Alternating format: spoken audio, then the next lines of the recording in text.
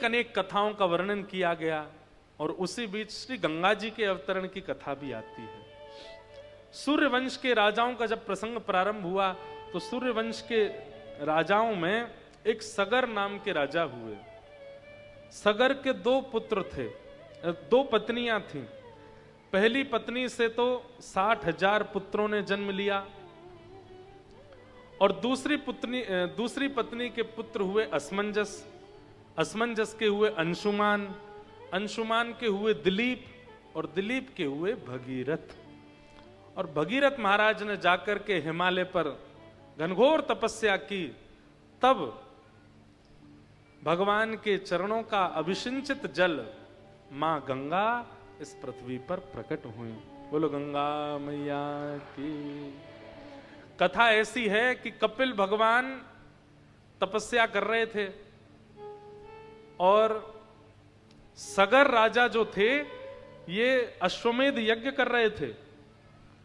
अश्वमेध यज्ञ में अश्व जो घोड़ा होता है उसको वन में छोड़ा जाता है और जहां तक वो घोड़ा जाएगा वहां तक दिग्विजय मानी जाती है राजा की।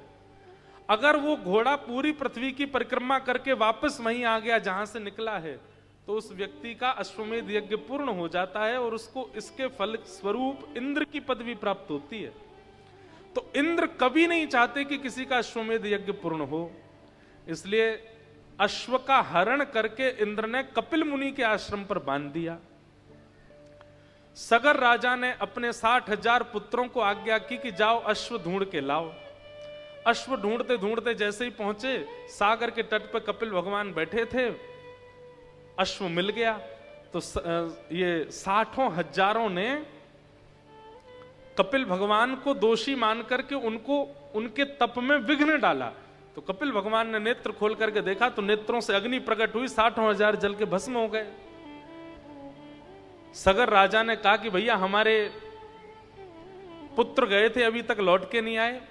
तो अपनी दूसरी पत्नी के पुत्र असमंजस के पुत्र अंशुमान को भेजा कि तुम जाओ। तो अंशुमान ढूंढते ढूंढते गए तो देखा कपिल मुनि के आश्रम पर खूब सारा राख का ढेर लगा है।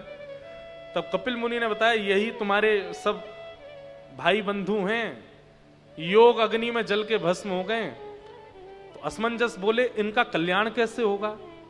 बोले इनका कल्याण तो केवल एक से हो सकता। बोले क्या? जगत जननी गंगा जी अगर पृथ्वी पर आवे और उनका स्पर्श अगर इनकी अस्थियों को हो गया तो एक ऋषि की योगाग्नि में जलकर के भस्म होने वाले भी, ऋषि की योगाग्नि में जल के भस्म होने का मतलब है कहीं गति नहीं हो सकती। ऋषि की योगाग्नि में जल करके भस्म होने वालों की भी गति सुधार सकती है मां गंगा। तुम तप करके उनको लेके आओ। तब अंशुमान गए हिमालय पर, लेकिन अंशुमान ने तप किया, गंगा जी नहीं आई। सब लोग इधर देखो, ध्यान से सुनो। अब आ रही है कथा तो सुन लो, बहुत दिन बाद सुना रहे हैं। अंशुमान ने तप किया, गंगा जी नहीं आई। अंशुमान के पुत्र दिलीप ने जाकर के तप किया, गंगा जी नहीं आई। दिलीप के पुत्र भगीरथ जी गए और जैसे ही भगीरथ जी ने तप किया तो गंगा मैया ने विचार किया कि 3 पीढ़ियां निकल गई हमको बुलाने में, अब हमें चलना चाहिए। तो जैसे ही गंगा जी पृथ्वी पर आने लगी तो महादेव को पता चला 3 पीढ़ियां लग गई और तब गंगा जी जा रही हैं पृथ्वी पर। महादेव ने अपनी जटा खोल करके गंगा जी को उसमें बांध लिया, क्रोध में भर के। गंगा जी बोली क्या अपराध हो गया, आपने मुझे क्यों बांधा? बोले कि कुपुत्रो जायेत क्वचिदपि कुमाता न भवति। पुत्र कुपुत्र होता है, मां कुमाता नहीं होती। आप इतनी निर्दयी कैसे हो सकती हैं गंगा जी? 3 पीढ़ियां निकल गई और आप अब जा रही हो। महादेव ने तुरंत समस्त देवी देवताओं की फौज बुलाई। बोले बैठो सब यहां पे, ये कलिकाल आने वाला है और आप सब लोग इतना परिश्रम अगर मानवों से कराओगे तो कोई भक्ति नहीं करेगा, कोई भजन नहीं करेगा, कोई साधन नहीं करेगा।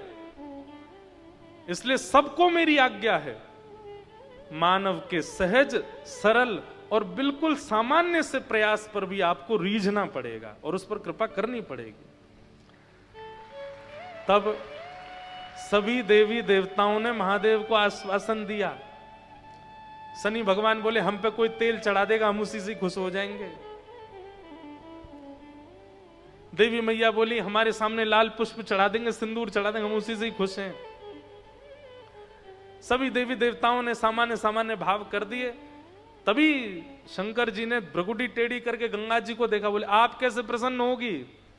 तब गंगा जी कहती हैं, गंगे गंगे तियो ब्रूयात योजनानां सतैरपि मुच्यते सर्व पापेभ्यो विष्णुलोकम सगच्छति। हे महादेव, मैं वचन देती हूं, मेरे प्रवाह होने वाले घाट से, सब लोग इधर देखो, ध्यान से सुनो, मेरे प्रवाही घाट से 100 योजन इधर की तरफ 100 योजन इधर की तरफ दूरी तक कोई व्यक्ति अगर सामान्य जल से स्नान करते समय भी अगर गंगे गंगे कहकर के स्नान करेगा तो मेरे में ही स्नान का उसको फल प्राप्त होगा और उसे विष्णु लोक की प्राप्ति होगी। समझ में आई बात? तब महादेव प्रसन्न हो गए, बोला हाँ अब ठीक है, बोले अब हमें मुक्त कर दीजिए। तब महादेव ने अपनी जटा खोली और पितु शिरसि पतंती जानवी न पुनातु। तब जानवी यानी कि श्री गंगा जी का पृथ्वी पर आगमन हुआ। बोलो गंगा मैया की जय।